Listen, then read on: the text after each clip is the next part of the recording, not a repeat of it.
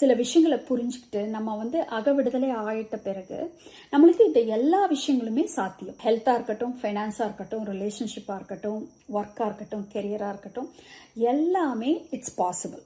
எல்லாமே இங்க தான் இருக்கு. அப்போ நமக்கு உள்ள என்ன, அதை ரிசீவ் பண்றதுக்கு என்ன தடையா இருக்கோ அதை எப்படி வந்து நம்ம டிராப் பண்றது, அதை எப்படி களையிறது அப்படிங்கிற ஒரு இடத்துல தான் I'm calling every one of you, I'm inviting you all. உங்களை வந்து நான் வந்து இந்த ஸ்பேஸ்க்குள்ள இன்வைட் பண்றேன். இந்த ஸ்பேஸ் வந்து எப்படின்னா, இது வந்து நான் ஜட்ஜ்மெண்டல், ரொம்ப சேஃபான, ஒரு ட்ரஸ்ட் பண்ணக்கூடிய, நம்ம எந்த விதமான ஒரு கில்ட் அண்ட் ஷேம் இல்லாம நம்மளுடைய விஷயங்கள், வெளியில என்ன நடக்குது, நம்மளுக்குள்ள என்ன நடக்குது, நம்ம எப்படி இது ரெண்டும் நடுவுல எப்படி டிராமா நடந்துட்டு இருக்கு, இப்படிங்கிற விஷயங்களை எல்லாம் ஆழ்ந்து நோக்கி புரிஞ்சுக்கிட்டு டோட்டலா நம்மளோட சாஃப்ட்வேரையும் மாத்தி ஹார்ட்வேரையும் மாத்திக்க கூடிய ஒரு கெப்பாசிட்டியை கொடுக்கறது தான் வந்து இந்த பிரபாக கங்கை லைஃப் கோச்சிங் ஸ்பேஸ்.